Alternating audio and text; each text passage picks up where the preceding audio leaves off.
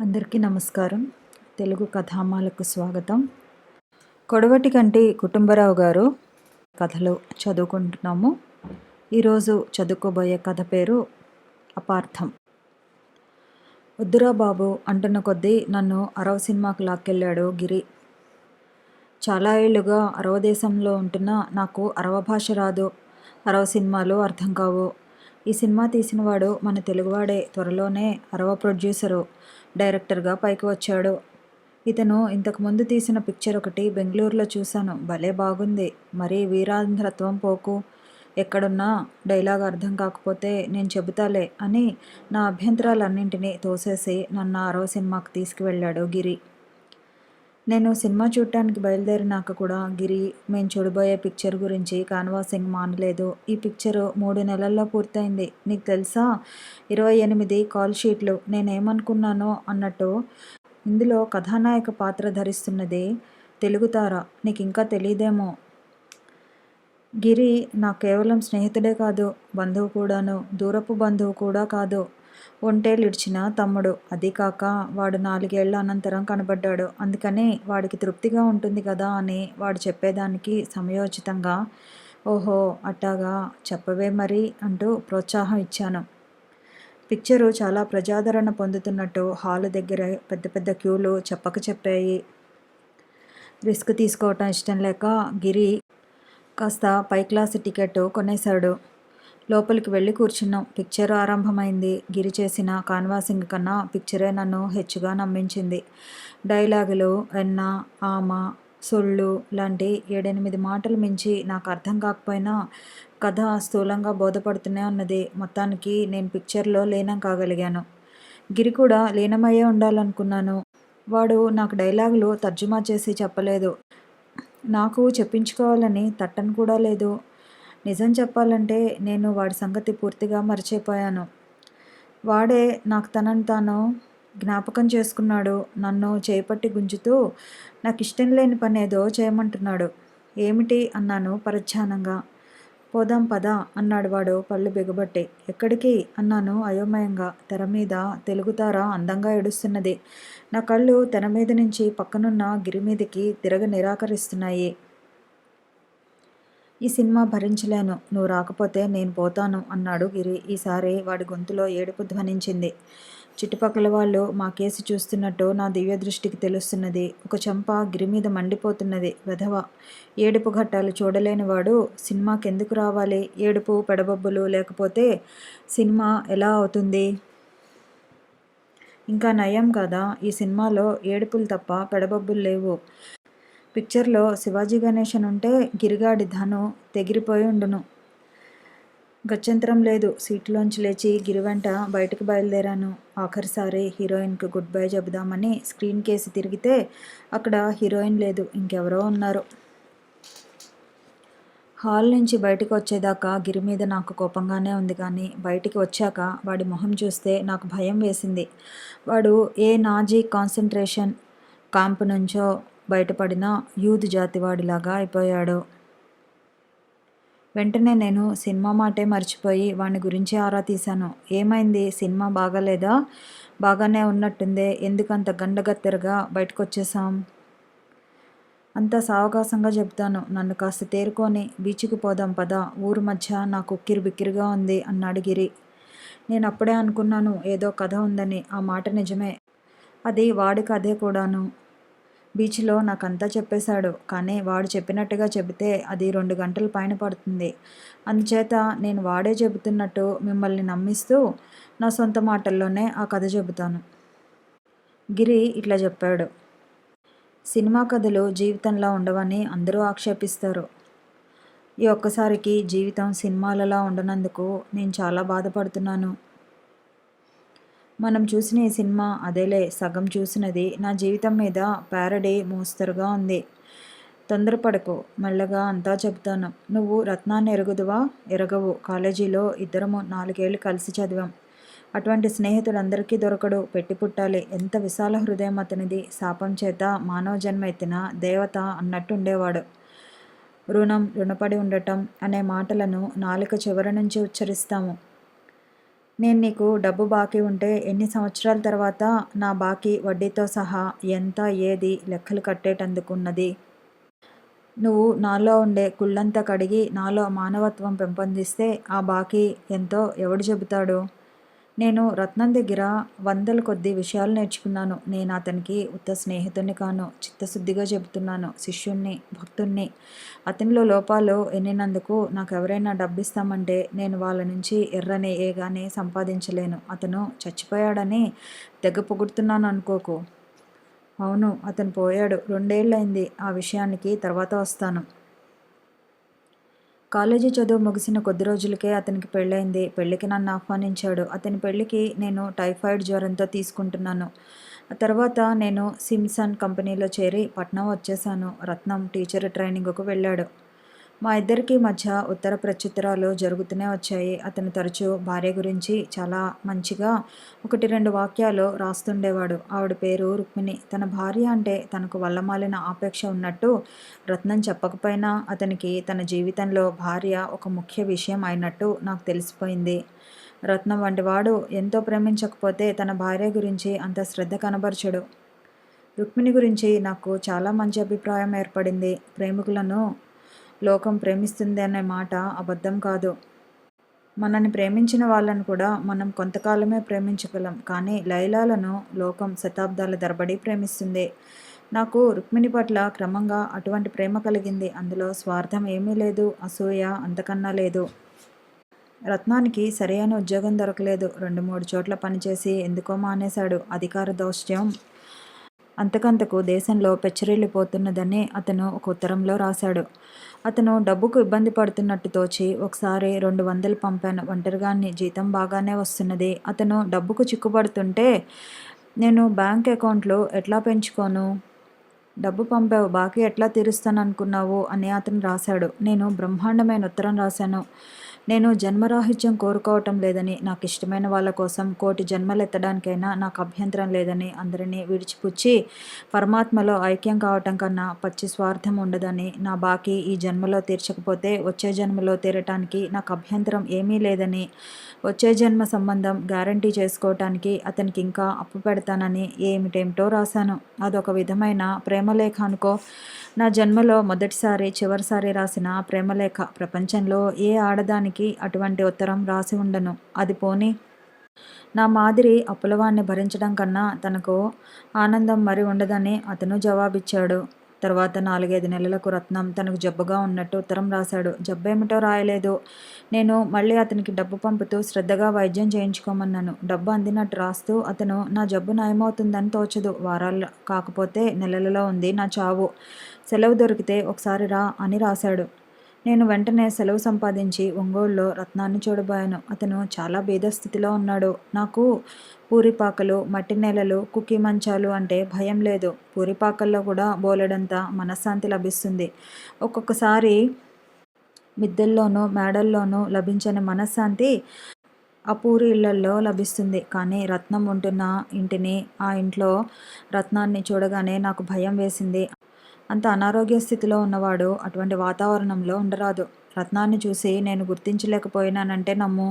నేను ప్రేమించి అభిమానించే రత్నం ఇతను కాదనిపించింది. అది రోగి పట్ల ఆరోగ్యవంతుడికి కలిగే విముఖత్వం. దాన్ని నేను త్వరలోనే జయించాను. ఎట్లా ఉన్నావు రత్నం అన్నాను చూస్తూనే. ఇదిగో ఇట్లా ఉన్నాను. ఏమిటి జబ్బు? కిడ్నీల వ్యాధి అన్నాడు డాక్టరు. ముందు నువ్వు ఈ ఇల్లు మారు అన్నాను చుట్టూ కలేజూసి చెదిరించుకుంటూ. రత్నం బలహీనంగా నవ్వి, చావటానికి ఇది తగిన చోటు కాదంటావా అన్నాడు. జబ్బు మనిషి బతకడానికి చోటు మంచిది కాదు అన్నాను. నేను అప్పటికప్పుడే ఊరి మీద పడి ఓ డాబా ఇల్లు అద్దెకు తీసుకొని తిరిగొచ్చి రత్నాన్ని అక్కడికి మార్చే ప్రయత్నం చేశాను. దేవుడి పాత్ర ధరించడంలో ఎంత ఆనందం ఉందిరా! ఒరేయ్, రత్నాన్ని ఆదుకోవటంలో నేను స్నేహధర్మం మాత్రమే పాటిస్తున్నానని నాకు అనిపించలేదు. ఏదో అనిర్వచనీయ ఆనందం. సృష్టిలో ఉండే వంకలన్నింటినీ సరిచేస్తున్నంత తృప్తి. వాడెవడో చచ్చిపోయిన తన భార్యకు తన ఆయుర్దాయంలో సగమిచ్చి బతికించుకుంటాడు చూడు, వాడు కూడా ఇంత ఆనందం పొంది ఉండడు. నేను రత్నానికి ఆయుర్దాయమే కాక కొత్త జీవితం ఇస్తున్నంతగా గర్వపడ్డాను. నా ఆనందానికి ఆధారభూతం నా జేబులో ఉండే 100 రూపాయల నోట్లేనన్నది నాకు ఆ సమయంలో తట్టలేదు. రత్నం మొదట్లో బలహీనంగా అభ్యంతరం చెప్పాడు. కానీ తర్వాత నేనేం చేసినా సరేనన్నాడు. రత్నాన్ని ఇల్లు మార్చేటప్పుడు రుక్మిణిని పరీక్షగా చూశాను. మనిషి ప్రత్యేకించి గొప్ప బ్యూటీ అని చెప్పలేను గానీ చూడగానే స్నేహభావం కలిగే మనిషే. నేను తమను ఆదుకుంటున్నానన్న సంతోషం రత్నం మొహంలో నాకంతగా కనిపించలేదు కానీ రుక్మిణి మొహంలో స్పష్టంగా కనిపించింది. మీరు దేవుడల్లే వచ్చారు అని 2 సార్లైనా ఆమె అన్నది. అల్లాదీన్ లాంతర్లాగా నేను చెంబులు, తపాలాలు, కూరలు, బుట్టలు అన్నీ తెచ్చిపడేశాను. డాక్టర్ని పిలుచుకొచ్చి, డాక్టర్, మీరు డబ్బుకు వెనకాడవద్దు, ఎంత ఖర్చైనా సరే రత్నానికి నయం చేయండి అన్నాను. డాక్టర్ నా కేసి కొంచెం రోతగా చూసి, కొన్ని రోగాలకు డబ్బంటే ఖాతరుండదు సార్ అన్నాడు ఇంగ్లీష్లో. డాక్టర్ ఆ మాట అనడంతో నాలో అంతదాకా ఉన్న ఆత్మవిశ్వాసం దెబ్బతిన్నది. అప్పటిదాకా రత్నాన్ని నేను బతికించుకోగలననే ధైర్యం నాకు పూర్తిగా ఉన్నది. కానీ ఇప్పుడు రత్నం బ్రతకడేమోనన్న సందేహం నన్ను బాధించసాగింది. అతని వంటి వాడు నిరర్ధకంగా పోవలసిందే, ఎంత దారుణం! అతన్ని బతికించుకోగలనన్న ధైర్యం నాలో పూర్తిగా ఉన్నప్పుడే, అంటే అతన్ని చూసిన 5 నిమిషాల్లోనే నువ్వు పోవటం ఎంత నష్టమో ఆలోచించు అన్నాను. రత్నం ఆశ్చర్యంగా ఎవరికి అన్నాడు. తర్వాత అతని అదృష్టవశాన నేను లంపటం పెంచుకోలేదు.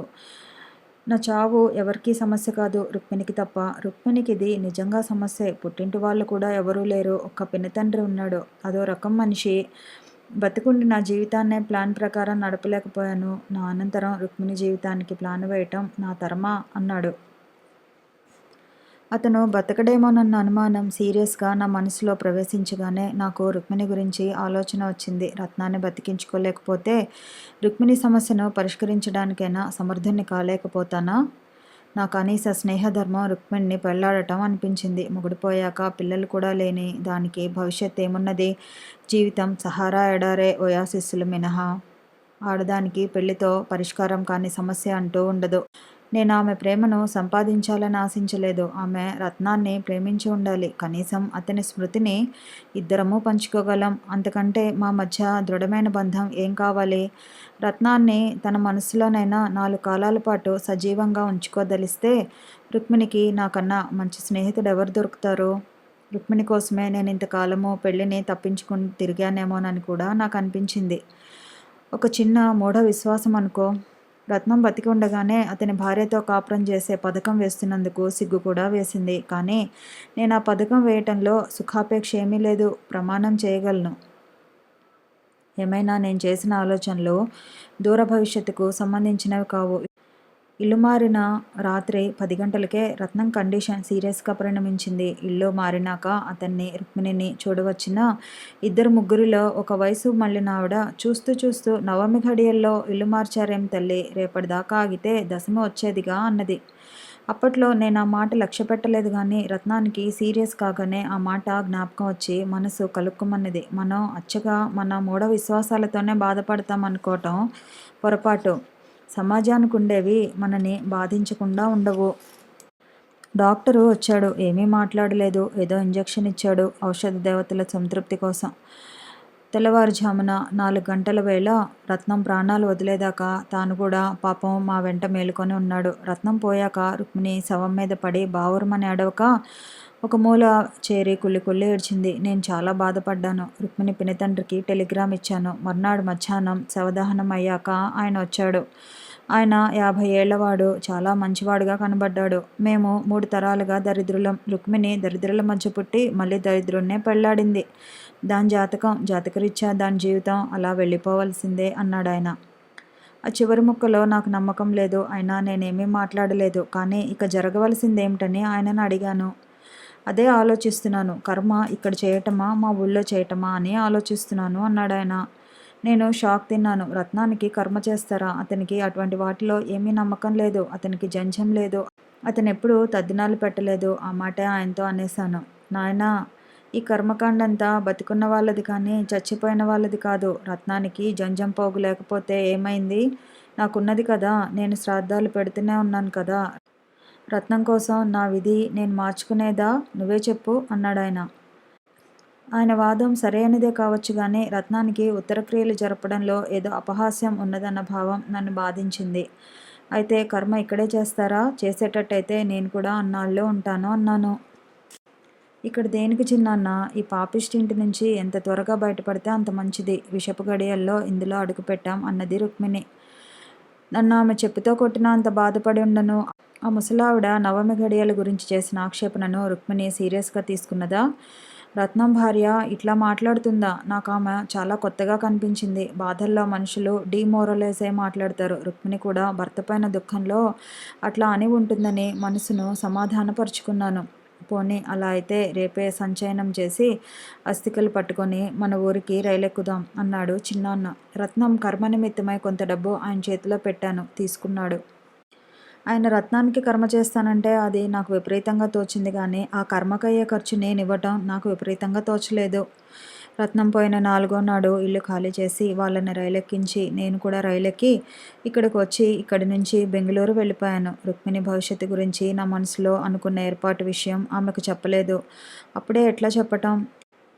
కానీ ఆ ఆలోచన అహోరాత్రులు నన్ను వెంటాడుతూనే ఉన్నది. రుక్మిణికి నా జీవితంలో ఆశ్రయం ఇవ్వటం నా కనీస ధర్మం అన్న అభిప్రాయం నానాటికి నాలో పెరిగి రాక్షస ప్రమాణాలను అందుకుంది. ఒక్కొక్కప్పుడు చాలా చిరాకేసేది. ఎవరి మెప్పు కోసం దేనికిగానో భయపడి నా జీవితాన్ని, రుక్మిణి జీవితాన్ని వృధా పోనిస్తున్నాను. ఈ క్షణమే వెళ్ళి నేను రుక్మిణిని ఎందుకు పెళ్ళాడరాదు? ఇద్దరము రత్నాన్ని మర్చిపోయాక మా పెళ్ళి జరిగితేనేం జరగకపోతేనేం ఇట్లా వేదన పడేవాణ్ణి.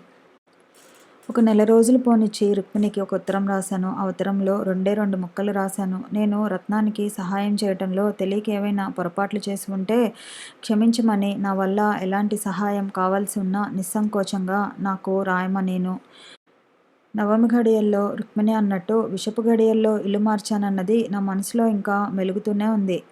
ఈ ఉత్తరం రాయటానికే నాకు చేయి వణికింది. ముచ్చెమటలు పోశాయి. నన్ను కంపింపజేసినది రాసిన మాటలు కాదు, రాయనివి. ఉత్తరానికి జవాబు లేదు. చిన్నాన్నిచ్చిన అడ్రస్ సరిగానే ఉన్నట్టు కనబడింది. ఉత్తరం అందకపోవటానికి కారణం కనబడలేదు. నాకు చాలా కష్టం వేసింది. నేను చేసిన దానికి లాంఛనప్రాయంగానైనా రుక్మిణి కృతజ్ఞత తెలుపుతో ఉత్తరం రాసి ఉండవచ్చు. కనీసం చిన్నాన్న చేత రాయించి ఉండవచ్చు. నా అడ్రస్ ఆవిడికి తెలుసు. రత్నం రాసిన ఆఖరు ఉత్తరం మీద అడ్రస్ రాసింది రుక్మిణే. అదేమీ లేకపోగా నేను రాసిన ఉత్తరానికైనా సమాధానం లేదు. నేను ఆమెకు అంత ద్రోహం ఏం చేశానో అర్థం కాలేదు. చేయదలిచిన పనికి విఘ్నాలు కలుగుతుంటే ఆరాటం జాస్తి కావటం సహజమే కదా. రుక్మిణిని పెళ్లి చేసుకోవాలన్న అభిప్రాయంలో నాకున్న కాస్త ఆనందము ఇంకిపోతున్నా చేసుకోవాలన్న ఆరాటం జాస్తి అయింది. కొద్ది రోజులు గడిచే కొద్దీ అది మింగవలసిన చేదు మాత్రగా అయింది. అసలు విషయం ఆమెకు రాద్దామన్న ప్రేరణ ఎన్ని వందల సార్లు కలిగిందో, ఎన్ని వందల సార్లు ఇందుకొచ్చిన పీడ ఆ రుక్మిణికి ఏమైతే నాకేం అనుకొని మళ్ళీ పశ్చాత్తాపడ్డానో చెప్పలేను. నా మనసును ఇలా ఉర్రూతలూగించిన శక్తులకు ఒక స్వరూపం లేదనిపించింది. ఇట్లాగే 1 సంవత్సరం గడిచింది. ఆఖరకు తెగబడి నాలో నేను హోరాహోరీ పోరాడి నాలో ఉన్న ధైర్యాన్నంతా కూడగట్టుకుని ఒక దుర్ముహూర్తంలో రుక్మిణి ఉండే ఊరికి టికెట్ కొని బయలుదేరాను. భయంకరంగా పేలే ఫిరంగులకు ఎదురు వెళ్ళే సైనికుడికి కూడా అంత ధైర్యం అవసరం ఉండదేమో అని అనిపిస్తుంది. చిన్నాన్నగారి ఇల్లు తేలిగ్గానే దొరికింది. నేను వెళ్ళేసరికి రుక్మిణి ముందు ఆవరణలో దూడను కట్టేస్తున్నది. నన్ను ఆమె వెంటనే గుర్తుపట్టక కొంచెం సేపు అయ్యాక ఓహో మీరా అన్నది. నేను రాసిన ఉత్తరం అందలేదా అన్నాను. నా సంభాషణ అంతా ఇదే విధంగా చేతకానివాడు రాసిన నాటకంలో మోస్తరుగా సాగిందనుకో. ఏం ఉత్తరం? ఓహో కిందటేడు రాసిందా? అందిందన్నమాట. జవాబు రాకపోతే అందలేదేమో అనుకున్నాను అన్నాను. జవాబా? అందులో జవాబుకేముంది? నన్నేమైనా అడిగారా? లేదు. ఏమో ఏం రాశానో నాకు జ్ఞాపకం లేదు. ఆ క్షణాన నిజంగానే నాకు జ్ఞాపకం లేదు. డైలాగు మొండిపడింది. నేను వచ్చిన పని ఎట్లా చెప్పేది? ఆమె పక్కన దూడ, చుట్టూ పేడవాసన. 1 నిమిషమో, అర నిమిషమో గడిచింది. కానీ ఆ సమయంలో ప్రతి సెకండు ఒక యుగంలా ఉన్నది. స్టేజ్ మీద ఎమెచ్యూర్ నటుడు పోర్షన్ మర్చిపోయినాక ఉంటుంది చూడు, అదే మోస్తరు. ఏం పని మీద వచ్చారు అని రుక్మిణి అడిగింది. ఎందుకలా నుంచున్నావు వెళ్ళిపోక అన్న మాటలు ఆమె గొంతులో స్పష్టంగా ధ్వనించాయి. మంచి క్లూ దొరికింది. ఆత్రంగా నీకోసమే వచ్చా అన్నాను. నాకోసమా అన్నది ఆశ్చర్యంగా. ఎట్లా చెప్పానో అడగకు. ఆ కంగారులో ఏమన్నది నాకే తెలీదు. నన్ను పెళ్లి చేసుకోరాదా అని అర్థం వచ్చేటట్టు అడిగా. దాంతో ఆటం బాంబు పేలింది. రుక్మిణి మహా ఖాళీ అయిపోయింది. నాకు వావి వరస లేదా అని అడిగింది. స్నేహితుడి పెళ్ళం చెల్లెలు కాదా అన్నది. ఇందుకేనా తన భర్త జబ్బుతో తీసుకుంటూ చావబతుకుల్లో ఉండగా ఆదుకునేవాడల్లే వచ్చి రూపాయలు విరజిమ్మింది అని అడిగింది. నా దుర్బుద్ధి గురించి తనకు మొదటి నుంచి అనుమానంగానే ఉన్నదన్నది. బతికినంతకాలము తన మొగుడికి పెద్ద స్నేహితుడల్లే నటించి ఇప్పుడు అతనికి ద్రోహం చేయటానికి ఒడిగట్టావన్నది. ఇంకా చెప్పడానికేముంది? అర్జునుడు బాణాలతో చావగొడుతుంటే యుద్ధరంగం నుంచి పారిపోయే చిల్లర సైనికుల్లాగా వెన్నిచ్చి పారిపోయి వచ్చాను.